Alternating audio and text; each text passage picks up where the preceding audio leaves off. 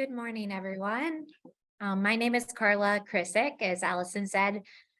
This is my first year as the Director of Student Services at Sharpsville. I was kind of in a unique position as a PBIS facilitator prior to coming here. So I was working with a lot of schools on implementation. Sharpsville implements PBIS extremely well, if I can say so, and I'm really happy to be a part of the model and share with you as well some of the great things that are happening here. Now that I'm kind of fully submerged in the district, I will let my colleague introduce ourselves and we'll get started. Unfortunately, Mrs. Rife, our social emotional learning teacher, was unable to be with us today, but we do have some information about her role here and some of the great things that she does. Hey, good morning, everybody. My name is John Frye. Like these guys said, I'm the principal here at the elementary school. Just a quick little background. It's the same story as I think everybody on this call probably has. I taught 5th and 6th grade for about 15 years at a neighboring district. Became principal there at that elementary school for a couple of years, and then took a job here at Sharpsville about 7 years ago. Was lucky enough to get into the ear of Mr. Kurt Springer, who is a kind of local savant with Schoolwide, and we've been running Schoolwide now for about 6.5 years, I would say. And it is going well. We've presented our ideas and things to a lot of different districts who are interested in what's going on. We're happy to share. We don't claim to be experts. I certainly don't claim to be an expert, but we do have a great team of people who have put together something that, we're really excited about and is working well for us, and we hope to continue to grow it. So those of you who are interested in getting going on this, I think you can probably have some good takeaways from today's session. So I hope you enjoy. Just a little heads up about as to where we're going today, so you kind of know what is happening. We'll start off with what is, we define SEL. Carla is a BCBA, so has lots of good lingo. That's what you're going to hear, good words from Carla. So you listen to those. I'm going to talk to you like a regular layman person, because that's how I operate in my world. And so you're going to get best of both worlds. Good balance. Here. That's right. We're going to talk about what the research says to us about SEL. And I mean, we all, I think, agree, probably everyone on this call, that it's pretty important. Then we're going to talk about how we have integrated SEL into our MTSS system, kind of walk you through those steps a little bit. And then we'll talk about the 3 tiers. We'll tell you what we do for at the tier 1 level, tier 2 level, and a tier 3 level. We don't have we're not a wealthy district. We don't have a ton of resources, so we get a lot of bang for the buck when it comes to, how we operate in all 3 tiers. Just to, let you know a little bit about our district. We're pretty, I'd say, rural suburban, 430 kids about, in a K-5 building. There's a ton of pride. It's your typical small town elementary school and small town district. Many of you can probably relate to this quite easily. We're the only elementary school in the district. So we have 1 elementary, 1 middle school, and 1 high school, all on 1 campus, which is really nice. And some of this stuff is starting to work its way up into the middle school, and Carla's been great trying to get that going. So, those of you who are here about elementary stuff, you can be thinking about, we get this going at the elementary school. How do we take it then to the middle school? Because kids are leaving our building and expecting some of this stuff to be happening also in the middle school. And that's kind of where we are right now.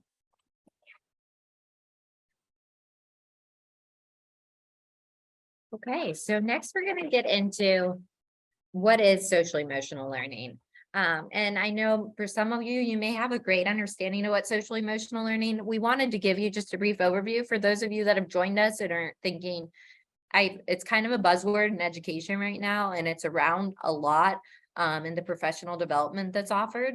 But for a lot of people, I think it's something that's out there, but you might not have a complete understanding of what it is or how you can use it in your district. So we're hoping just to provide you with a nice overview so that you can kind of lay the foundation for what SEL is and then why we're implementing it in the way that we are. We know that social emotional learning skills, there's a lot of research out there. If you just Google it and the research behind it, there's a lot of research that connects social emotional learning to young adult outcomes, better outcomes in life when you have a good foundation of social emotional learning. And that's why it's become such an important staple here for us at Sharpsville. And I think that before COVID, social emotional learning was being implemented here, but now it's become so relevant, knowing that so many of our students are coming to us and had a really unique situation at home for a few years based on what we've all experienced. So it was a unique experience for all of us. The research tells us that kids who have stronger SEL competence are more likely to graduate from high school, complete a college degree, and obtain stable employment in young adulthood. All of those things that we want for our kids in the future, right? And want for society ultimately. And they're going to be less likely to be living in public housing, receiving public assistance, involved with the police, or in a detention facility.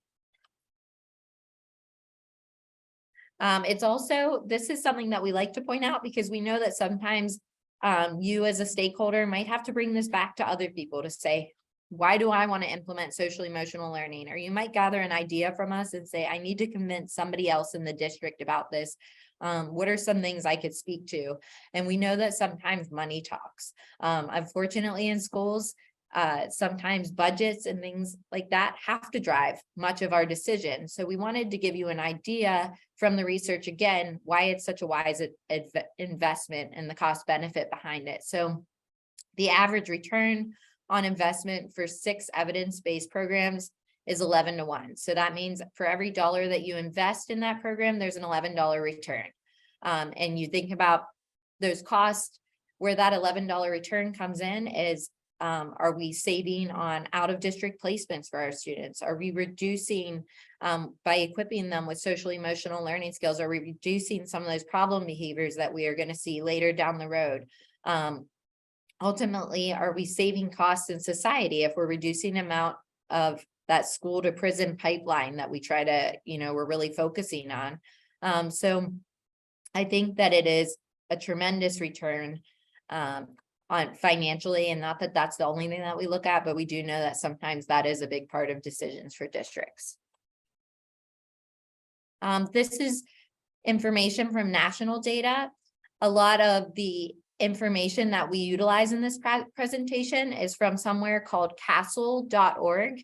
You can see that down at the bottom. The link down at the bottom will take you directly to this research.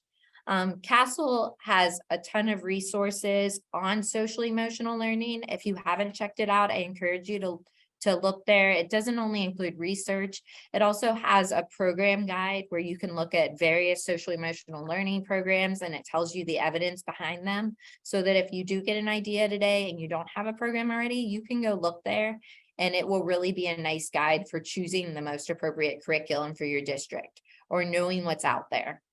But just based on this data that we pulled from there, 27% more students would improve their academic performance at the end of the program. So again, we know that finances drives decisions, also those academic outcomes. That's something we want for our students.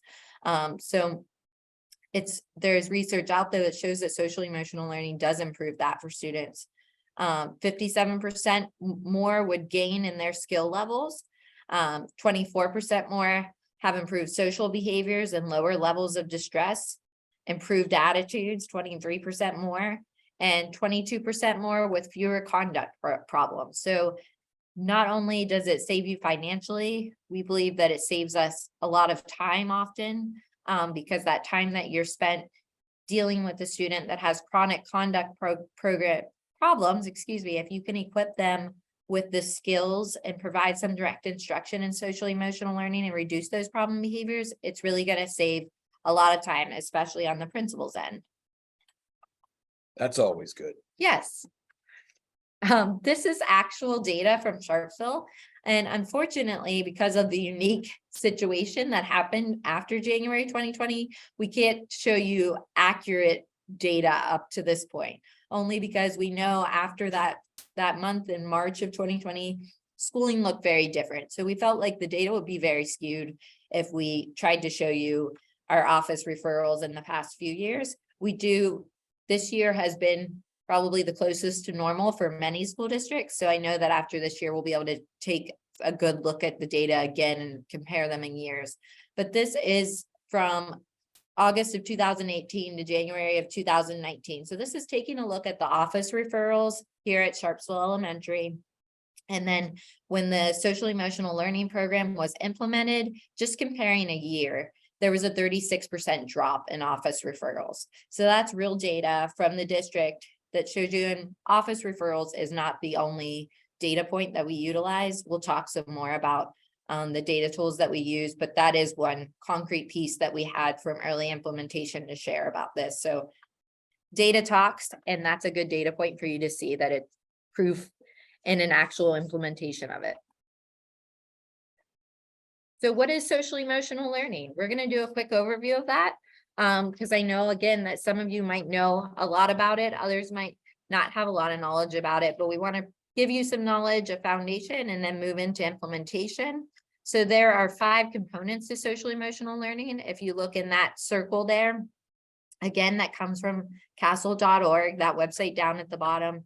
There's self-awareness, self-management, responsible decision-making, social awareness, and relationship skills. You could see that we try to teach social emotional learning within our classrooms. We're going to talk about what that looks like, and then we want that to generalize throughout our entire school. And we try to also equip our families and caregivers with knowing what we're reinforcing here in the school environment so that eventually that carries out into the community, right? If everybody had better social emotional learning skills, imagine the impact that we could have overall on our communities. So we're not only trying to equip kids in schools, we want this to carry out into their everyday lives. We'll start with social awareness. While we don't have time today to show you these small little clips down at the bottom, they're a really nice overview of each of these 5 areas for social emotional learning. So if at some point in time we did share our presentation, if you want to come back and learn a little bit more about each of them, we do encourage you to click on the video clips. Or if you need to share this with some other stakeholders in your school, or you want to go back and share this with teachers, those are a nice overview and a way to explain each of these areas. Self-awareness is just how it sounds, being aware of yourself and your own feelings, your own emotions, honesty and integrity, having a growth mindset, knowing about your own interests. So all of those kind of things that we can't take for granted that every student that comes to us has those types of things. We know, especially at an early age, some students really struggle with identifying their own emotions, and that if they're never explicitly taught how to do that, that could carry with them into much higher grades where it becomes a much bigger problem. Oops. Let's skip past that. Students are better able to. Okay. Again, self-awareness. You could see down there another area or another video that you could click on to go through if you would like to view that on your own. Self-management. This is something I would say without a database decision, but I would say this is an area that our social emotional learning teacher works with a lot of our students on at an early age. So you think about how do we respond to stressful situations, self-regulation, planning and organizing is something that a lot of kids struggle with even into 4th or 5th grade. Self-discipline and self-motivation. How can we encourage that throughout our school, but also it might be something that our social emotional learning teacher sits down and provides some direct instruction around how do you manage your stress? How do you regulate in those situations that are stressful? I apologize. Each of these videos will play after you go to click through. Responsible decision making. This is something else too, that how do I identify solutions to my personal and social problems? What are the size of my problems? That's something that we often work on with students, just identifying, is this a large problem and how do I handle that type of problem compared to something that might be smaller? How do I solve problems in that situation? Making reasonable judgments, reflecting on your own role and your own well-being. So a lot of different skills that we sometimes take for granted because we learned that from the modeling of others.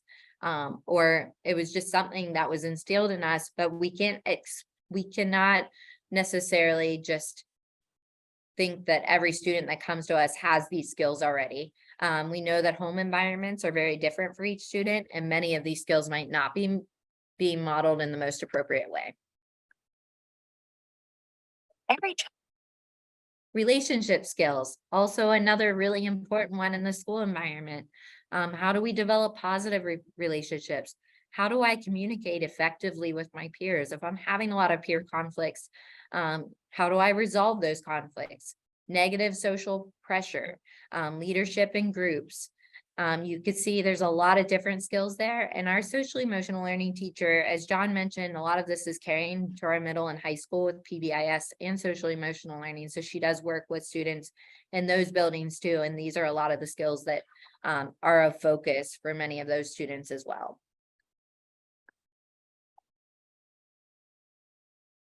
All right, so I don't know if Carla and I are important enough to have any superintendents on this call, but if there are, the whole financial piece of this, I think is when I read that for the first time, to get an $11 return on a single dollar now is pretty huge. So I think that can be very convincing.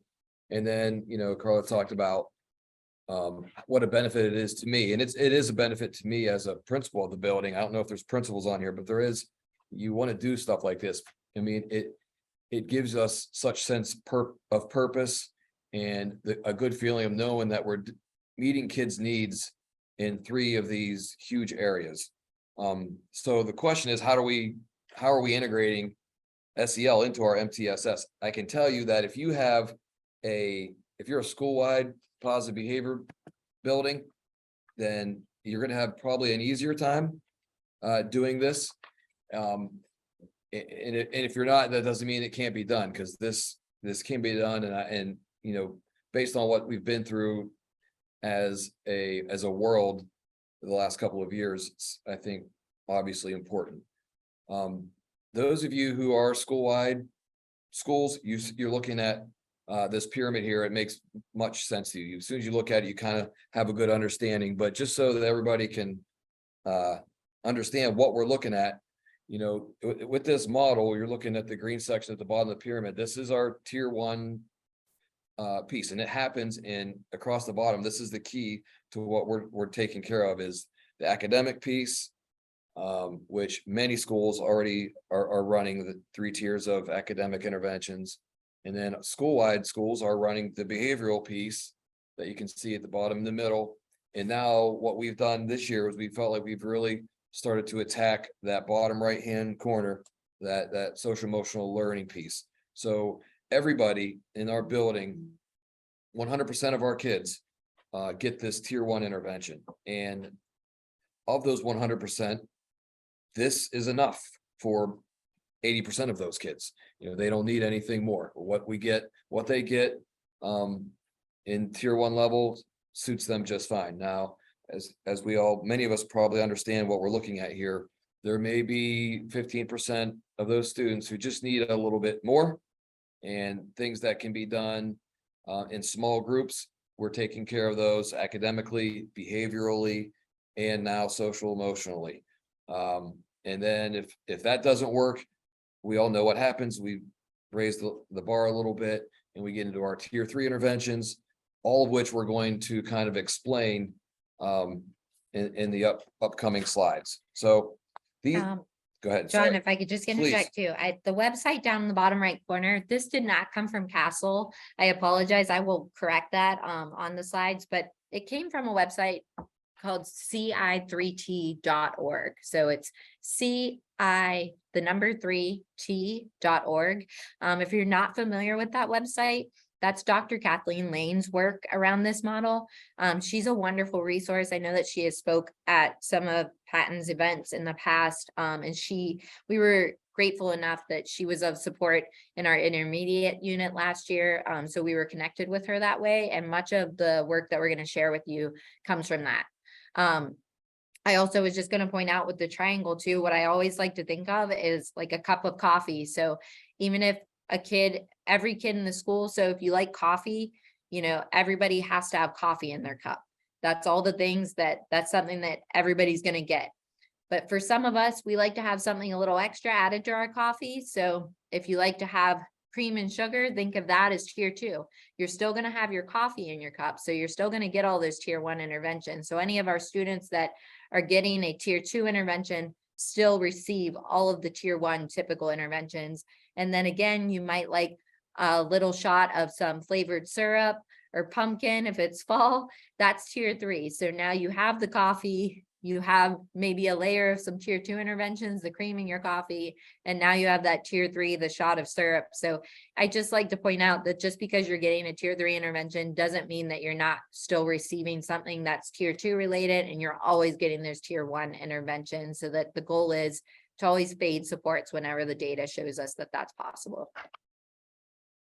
That CI3T website that Carla mentioned, I would write that down. There is so much information, good stuff, usable things that you can go and get right away, and it will walk you through all of this stuff. Kathleen Lane she's a great presenter. We sit in on meetings with her in the evenings, and I'm not always a real big evening guy, but if Kathleen is doing it, I highly recommend. She's entertaining and very intelligent with lots of good things. So it's all free too. Everything on there is free, and those presentations that John talked about at night are also free. So if we have some time at the end, we'll walk you through where you can find that stuff. But go ahead. Sorry to interrupt you. Great. And free is our favorite price here. Yes. I'm not sure, maybe your schools are much more wealthy than ours. We love free here. Okay, we're just looking through this is like we took that pyramid and we created our pyramid. So these are the things that we actually have here at Sharpsville Elementary School. And many of you could fill out a pyramid like this, I'm sure, with our academic tiered systems. And it might have different words and different programs, but you have this stuff going. And, if you look at the bottom, of course, that's our tier 1. Everybody's getting all the things that are listed at the bottom of this pyramid. And of course, we find success in 80% of our kids, if that's all they get. And then you can work your way up, and it works the same. So then we have our tier 2 small group things that happen. We run those programs for those 15% that need just a little bit more. And then of course, that group still gets the tier 1, just because they're going to get some work in Hagerty in a small group extra doesn't mean that they don't get the actual ELA or reading lessons that are happening during the day. And then at the top, we have a list, and this is a growing and changing list. You'll notice, like, I have some question marks. Like, this is an actual picture of what we use here. So, we can see like math interventions. We have a question mark there. Like I said earlier, we don't have this perfected yet, and it's something that we're growing each and every single year. So our focus, this year has been improving our reading interventions, and moving forward, I have those question marks there because that's going to be the next thing that we try to start attacking, is getting some better tier 2 math interventions. Hopefully that makes sense, but that just to let you know, we're not perfect, but that's what we're striving for.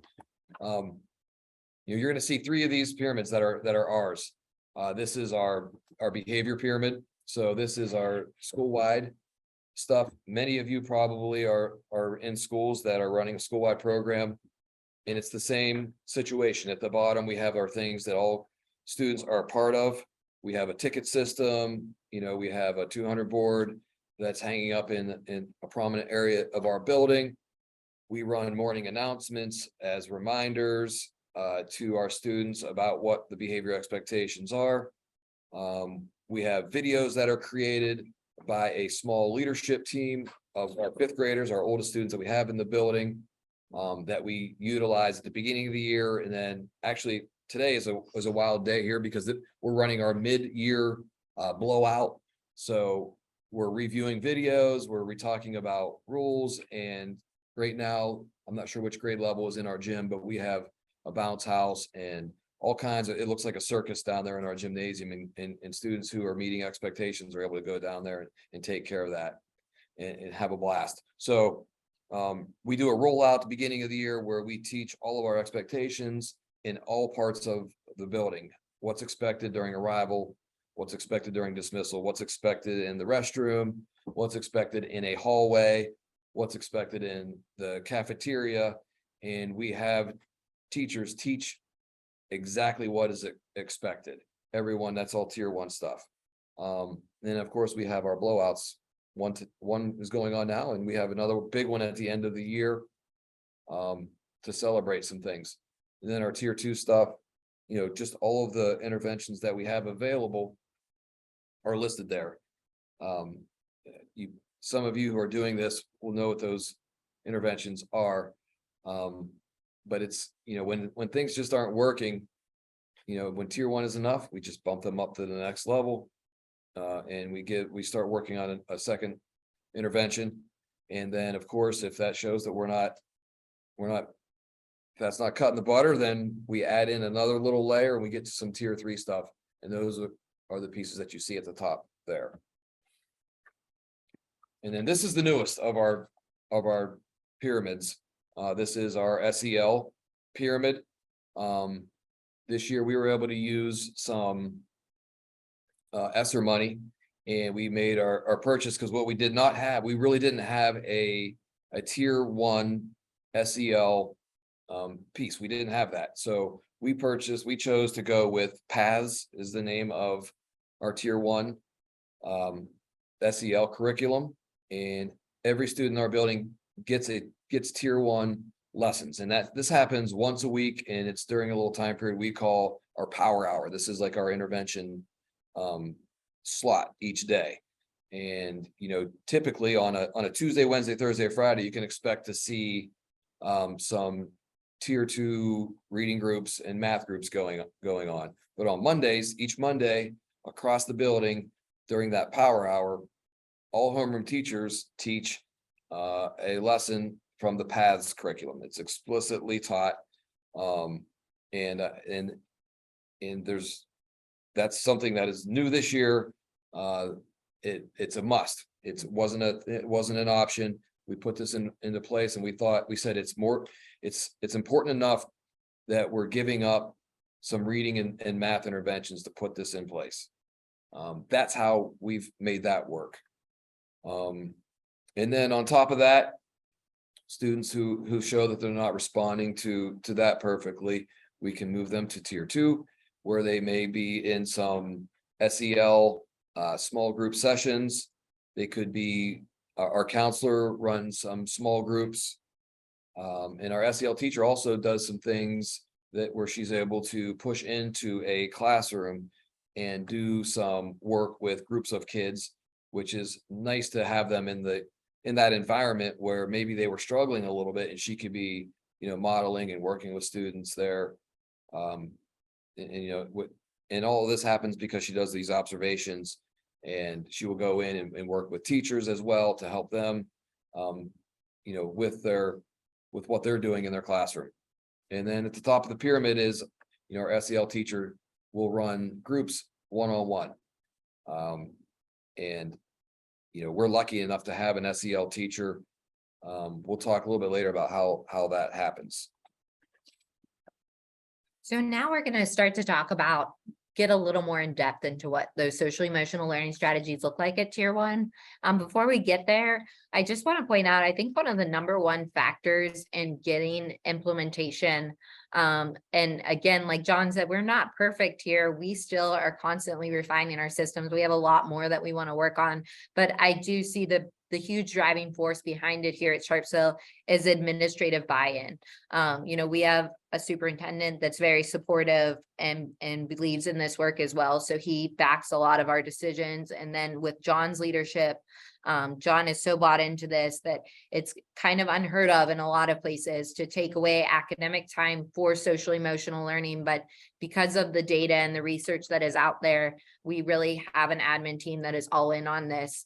I'm so grateful to be a part of it, but I just want to point that out, that it's really important that if you want to move forward with this and you don't know where to start, getting administrative buy-in and putting some of this research in front of them is so important to try to help you to build the foundation for why it's necessary for our students. John mentioned the universal curriculum that was just put into place this year. So the program that Sharpsville Elementary went with is PaPBS. Like I mentioned before, you can go on to castle.org and they have that nice program guide where they detail out all of the social emotional learning curriculums that are out there, the research that is behind them, what grade levels or demographics they're most, the research backs are most appropriate with. So based on all of that information and collaboration with the social emotional learning teacher, that's how the team then picked this program to put in place. At the beginning of the year, all of the elementary teachers sat through an online training for the program. And like John said, it's just built into our schedule. So it's not an optional time. The teachers know that on Monday during what we call power hour here at Sharpsville, that is our intervention time for academics and also social emotional learning. Now, every teacher is teaching a PaPBS lesson. It's pretty common language among our staff and students. And then it's also integrated throughout the week in other ways. There are components of PaPBS that are used every day at the end of the day. So some teachers might carve out some time at the end of the day to celebrate the PaPBS kid of the day, which is part of that curriculum. The homeroom teachers are responsible for teaching lessons. And then also as another kind of universal layer this year, we had an SEL-based assembly, which was called Pittsburgh Puppet Works, that we got a lot of good feedback on and the kids really enjoyed. So just another layer of trying to offer something out to all of our students.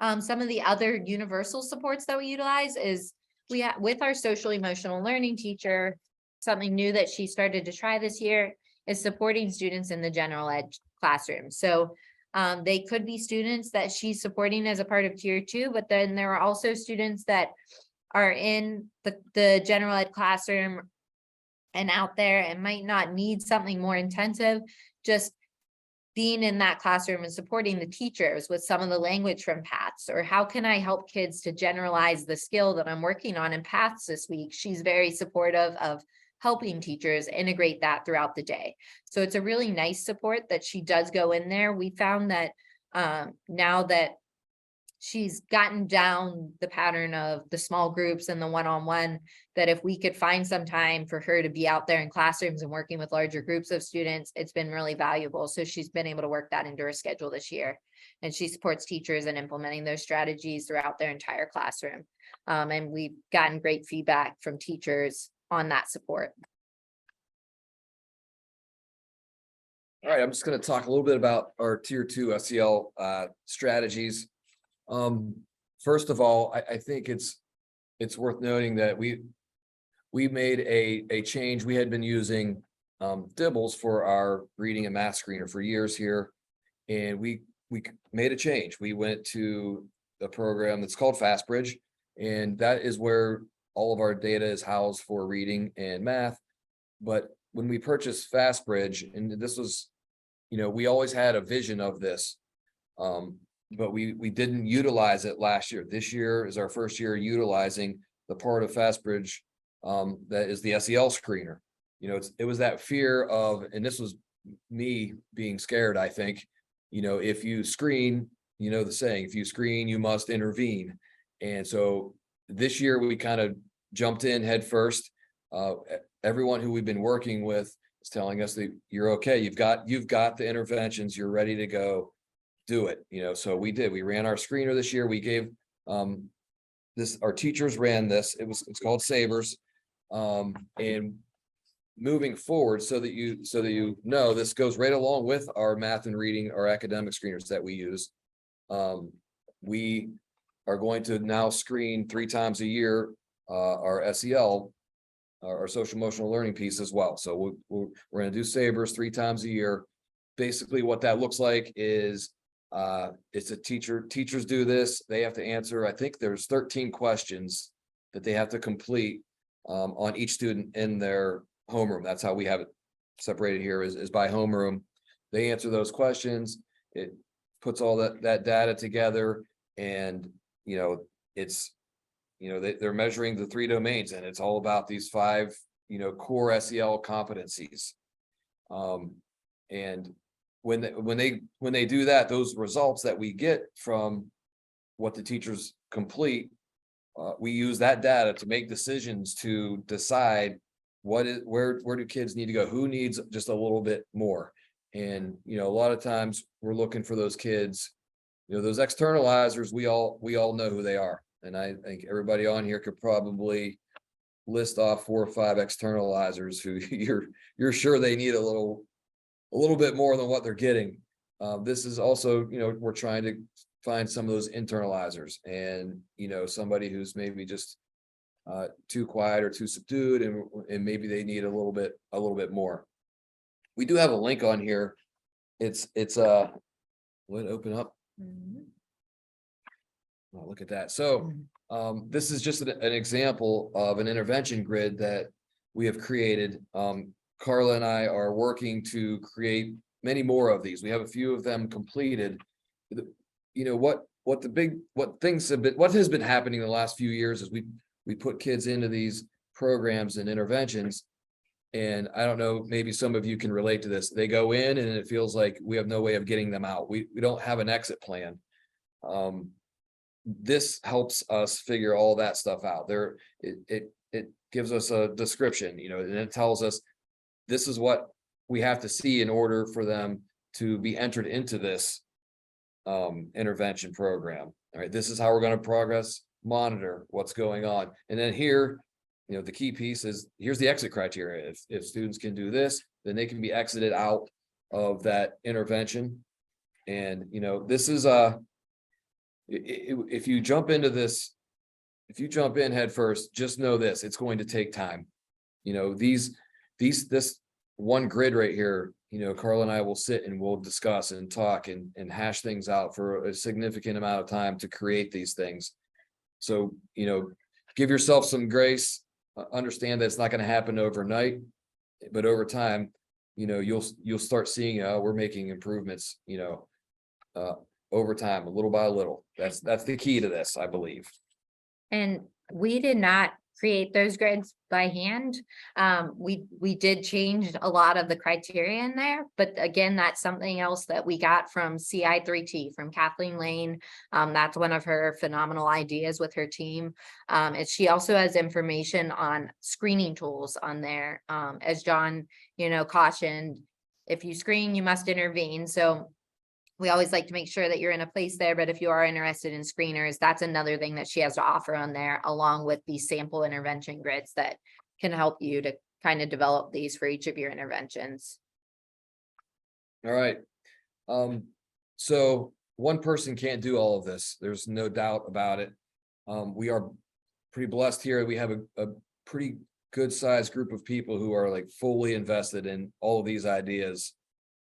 And this is where, this is the brains behind the whole operation. We have, we call it our PST, our problem solving team, right? And a lot of you have these types of things. The key, what makes it the problem solving team is that we're talking about all 3 pieces of a student. We're talking about their academics, we're talking about their behavior, and we're talking about their social emotional learning. So all the things that typically are happening in meetings, we've condensed all of it happens with one group of people, and we meet every other week, every other Thursday. I know it says on here, we meet bi-weekly at the beginning of the day. I can tell you, we just had a problem-solving team meeting yesterday, followed up with a data meeting, because we just did all of our math and reading screeners yesterday. It doesn't happen at the beginning. Well, it does happen at the beginning of the day, but it doesn't end until like the end of the day. It's a full day. But we dedicate ourselves to stay together and work through all of this information. You can see who's on the team. And it's great if you can have people on this team who aren't necessarily married to a homeroom. You know, you got with some flexibility, some people with some flexibility, which we're lucky to have some here. Our school counselor is on the team, myself, of course, our school psychologist, Carla, our director of student services. So we have somebody, you know, she's a very busy person, but on that day, she is very involved with what is going on with problem solving team and with our data meetings. That's, you know, when you get that kind of buy-in from the people that are way up here, it's really shows how important it is to everybody. I don't know if you have any director of student services listening, but it's powerful if you can jump in and grind with the rest of us lowly people on the list here. We have our social emotional learning teacher is involved. We do bring in a couple of coaches and a learning support teacher. The learning support teacher is in the meetings as much as she can. If there are times she has to leave, that we all understand that that's okay. This is also where we run our SAP program out of. So we have our SAP liaison who comes to these meetings very frequently. I would say she's missed very few of these things, and it's only if she has a training or whatever. She's here, and so if we want to make that move to SAP a student, we have that ability to all talk about that right there on the spot. And we're pretty certain that we have the best school resource officer in the country. He knows our kids. He's fully invested. He gives us pieces of information that only he could have as part of the police department here in our town. Very kid-friendly guy, and is also fully invested in our multi-tier, you know, approach here that we have. It's really a powerful team. This is where it all happens. This is where we look at all of our academic data. We look at our Sabres data, and we start placing kids. Those are fun days. I look forward to those days every other week. Me too. To the point where I would consider trying to maybe make it a little more frequently, but you get that team put together. That's powerful. And like John said, there are times, you know, where John and I get pulled, you know, 100 different ways. You probably know that if you are a principal or in an administrative position, but one of us always tries to stay in the meeting, because it's really important for somebody to be there that can make decisions around logistics. Because sometimes people will say, okay, I need to make a schedule change for this kid, or we need this person to check in with someone else. And a lot of the people on the team are like, all right, well, we have to ask John about that. Or Carla, can you help us make that decision? And if one of us weren't here, it would create a lot of legwork on the team then to have to come back to us and communicating things. It really works to have an administrator present and fully bought into the process, because if you understand the amount of time that you put in at that, it's going to reduce your time put in on other reactive situations, really a proactive approach to how can we better support kids. During that problem solving team meeting, we analyze multiple data resources. So, you know, we analyze our Swiss data. If you're not familiar with Swiss, this link will just take you to the website itself. Swiss is the school-wide information system. It is what we use for PaPBS and for our behavioral data. The nice thing about the Swiss website is that at any time, if you don't already have Swiss and you wanted to do a demo, you just click on the demo side up in the right-hand corner here, and then you click on Swiss Suite, which is what we use. There is also a check-in, check-out Swiss, which is a tier 2 intervention. So once you do get some of your other interventions rolling at tier 1 and you move to tier 2, there's a whole other component of Swiss to support that. But this just gives you an idea of what the data looks like. This is all sample data. It's not real, but you can go in and click on it and kind of fool around with it a little bit. But this is where we gather are bigger data points to say, you know what? Like, for example, we noticed that in December's, which is common in a lot of schools, there's more office referrals, right? Kids are really excited. Christmas is coming and there's a lot of unstructured things going on. So this year we, in the middle school and the elementary school, did something called Do Better December. John and I just threw around some ideas around how can we incentivize our carol sing event that we have closer to Christmas. And then we have a phenomenal team of teachers that works on our PaPBS initiative, and they took it and ran with it and had extra ticket incentives in place. So again, this is where we got that data from. It was like, okay, we noticed there's more referrals. How can we reduce those in some way? Can we add an extra incentive? We might look down and say, you know what, we're noticing more referrals in the classroom. And there's something on here, I won't get into it today just for time's sake, but there's something called a drill down, which allows you to really drill down into your data and see if it's happening in one classroom. Is it happening with a handful of students? Are they kids that need some tier 2 interventions? So again, that's where we get some of our data for problem solving. The SABRS data that John already spoke about, if you click that link, that will take you to the SABRS website if you're wanting to look a little bit more into that. And then our tier 2 referral form is another data piece that's really important for our problem solving team meetings. It's something that we share with all of the teachers at the beginning of the year. And also John has gone over it at additional staff meetings. If we notice that teachers are having a problem where they're not filling it out, or we might be getting just a lot of referrals to special ed without the student ever coming through to tier 2 for a problem solving team discussion. Sometimes we'll kind of go over the form again and say, hey, does everybody understand when we should fill out the form?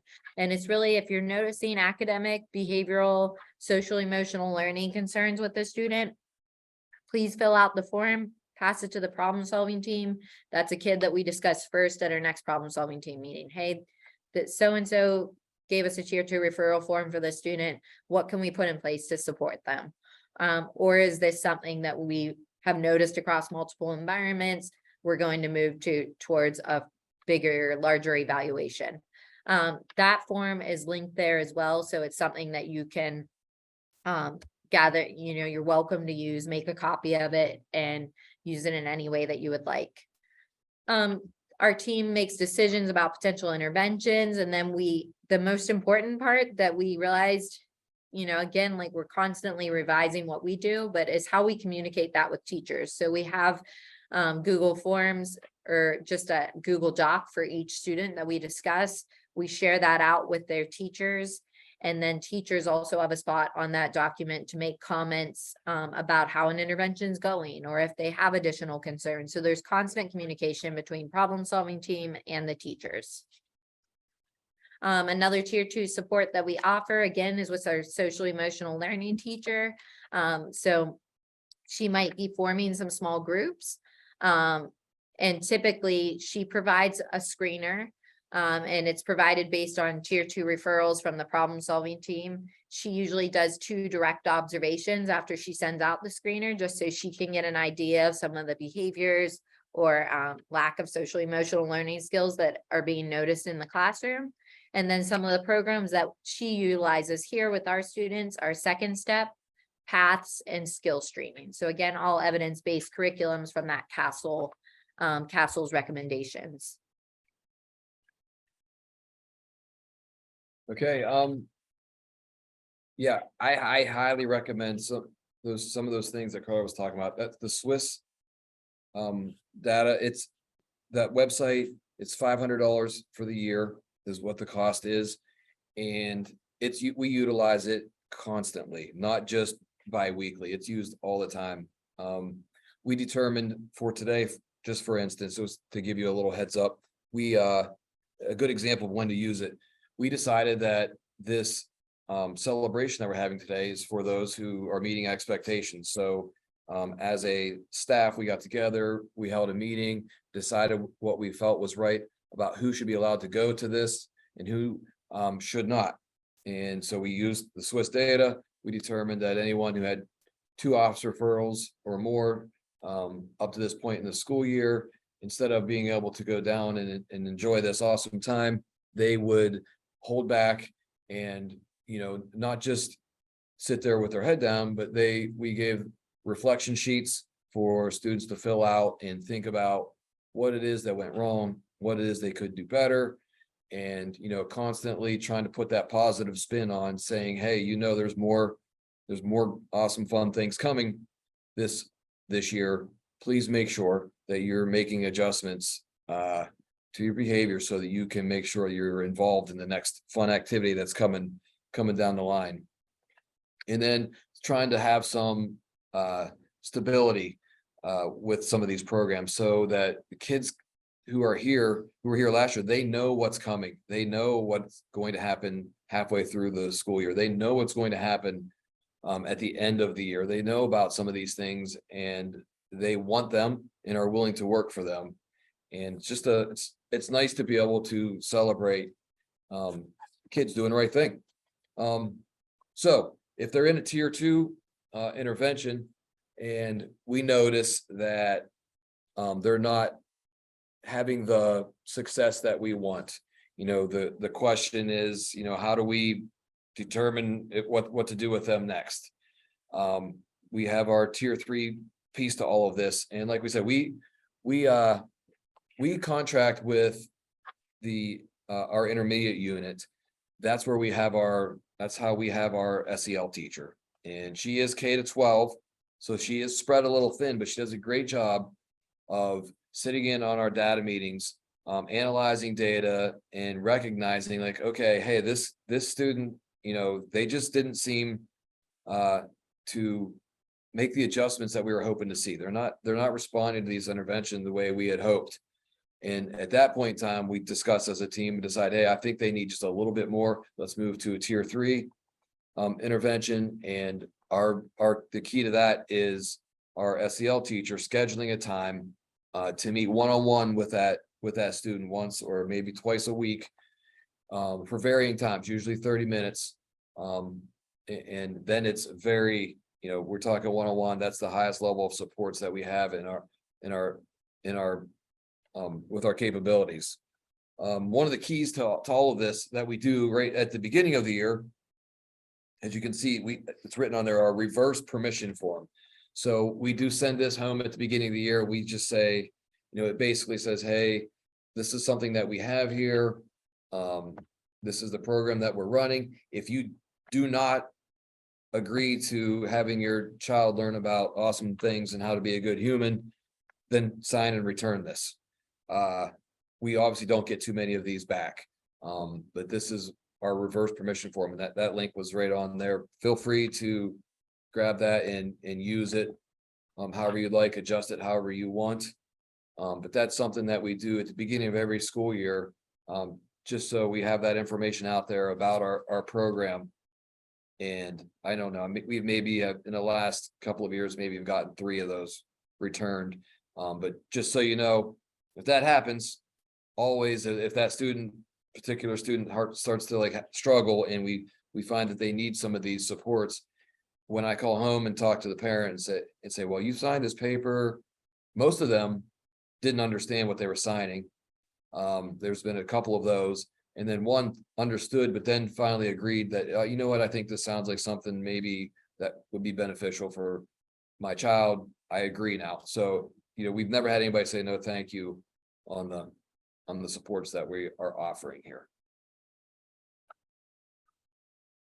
All right. Well, thank you so much for each of you for choosing to come to our session. Our email addresses are there. Please feel free to reach out to any of us. We also wanted to leave some time that if there are any questions, we'll check the chat as well, but feel free to type it in the chat, or if you do have a question and want to unmute, you can also do that. I do see some questions in the chat, so we'll go up here and address these first, if that's okay, Allison. Yes, absolutely. I didn't know that was going on. Yeah. There is such a need. Thanks, Katie, for the comment about an amplified need with their students last year and this year for SEL awareness. Agreed. Amanda had a question about second step. Adequate SEL programming when used with fidelity. Yes, again, that's one of the programs that is listed on the Castle site. So I would encourage you to explore there. I have used Second Step in the past. I think there are a lot of pros and cons to each of them, but it's not, it's kind of based on your demographics and the students that you're working with. So I would encourage you to go on the Castle website and check out. You can find Second Step on there and some information about the best population to utilize that with. Katie talking about positive action.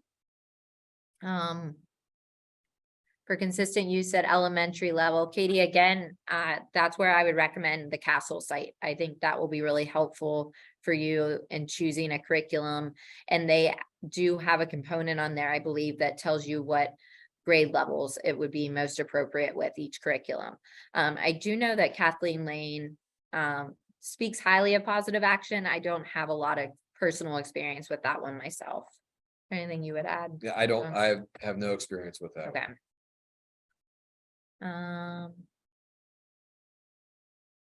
That was. How do you get the district to buy into the need for an SEL curriculum? Good question, Leanne. I think that you really have to share the right data with the right stakeholders. So using some of that financial data, if you can, also taking some of that research around the improvement in academics. I know it seems odd to people to think, okay, you're gonna prioritize social emotional learning over academics, but when you really see that for many kids, until they have those social emotional learning skills, they're not going to improve academically. It's just so important. And I think the more you can present that to people with data points, the better. Right now is kind of a perfect time to do this. Mhm. You know, I think everybody understands what everybody just went through. On top of that, there is ESSER money out there that can be used to get this rolling, and get started with a new curriculum. So the timing is kind of is good right now. And then just having, I don't know if you're a school-wide school, but if you are, you have that data, you can call things up. It's very easy to say, look, we are seeing, this is what we're seeing. This is what our incoming kindergarten students are going through. And when you talk that way in front of a school board, they do listen. And then, you know, that 11-to-1 return, that does not hurt either. Not at all. I see many of you, somebody linked the Castle guide in the messages. Thank you so much. And you have a lot of great comments around that. Just scrolling down here. Thank you again, Allison. I think you linked the Castle guide as well. So thank you so much. Yeah, fidelity is a huge component of that. We're working on that as well. ci3t.org. Nice. Yep. Another really great place. Is our SEL teacher separate from our guidance counselor? Great question, Katie. Yes, we emphasize to the teachers that social emotional learning is direct instruction. It is not counseling. Our counselor is still utilized for her counseling capacity. She also does run some small groups for us for social emotional learning, but the social emotional learning does not take on the role of counselor or vice versa.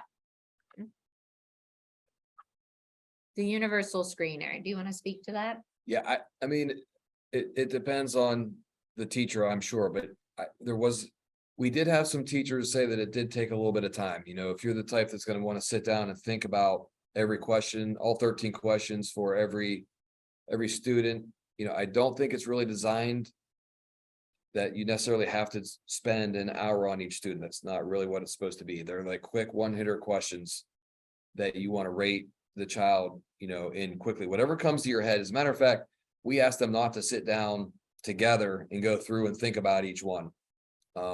It's best if they are separate from each other, because sometimes, you know, your mind can be changed based on what somebody else might think, but we want to know what everybody thought individually about their kids. So we want them to sit down, don't discuss with anybody, rate the child quickly, turn it in. So I'm guessing they didn't quite finish in our 30-minute staff meeting. I think the second one they did. So I think less than an hour total time they'll be done. And they can stop. They don't have to do it all at once. They can stop and Right. come back to it. It will save for them as well. Take roughly 3 minutes a student for our teachers. Thanks for that insight, Christina. Perfect. Yeah, Megan, the exit criteria is crucial. That's a really great idea from Kathleen Lane. Yes, Brianna, if you're having trouble accessing it, I'll make sure that the sharing on it allows everybody to have access, or if you hit request access, that should send an email to us to prompt that. And that's on the ci3t.org website as well. Yes. That's really where we stole it from. Yep. The outline. Rachel, that data is fake data on the Swiss website, so that's probably why you saw Saturday and Sunday there. We're not forcing anybody to come here tomorrow or Sunday. Yeah.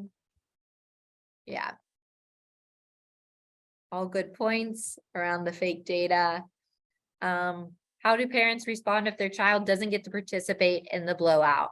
Have you had that issue? Yeah, we have, you have all talked to all kinds of people in this business. We know that. And, we say, that's a privilege that's earned. And I have personal discussions with parents and, and I do my best to win them over and have them understand what the thought is behind what's going on. And we're sure to say that, we're trying to help them understand how to be better Blue Devils. That's our mascot here. And, they're going to fill out this reflection sheet. We explain there's more great things coming, talk with your child about making sure they earn those. And it's just a conversation. And really it comes down to trust. Can you convince our parents to trust what we're doing, to trust that we love their kid like they do? And once soon as you have that, the questions slow down for sure. But I've answered a few of those tough ones. Leanne, just to clarify, the reverse permission is sent home to everyone or just the students receiving tier 3? It's everyone. Reverse permission is sent to everyone at the beginning of the year. And does our SEL teacher meet with students who qualify for tier 3 in small groups, or just students with an identified need and has an IEP? Tier 3, no, does not require an IEP or anything like that. It just might need a more intensive intervention support than what they were receiving as a part of a tier 2 intervention. So they might have been part of a small group. She looks at her fidelity data, realizes they're not responding in that group. So now she decided to move them to a one-on-one session, would be a good example of what tier 3 could look like. Thanks for being here, Tim. And I know we're over on time. If you want to stay with us, please. We just want to get to all your questions, or if you need to log off, please feel free. Did we use ESSER funds to contract with the IU as well as for the SEL teacher? Yes, we did. We're worried about that. So just so you know, that those funds come to an end and we're trying to figure out how we're going to address that, when that happens.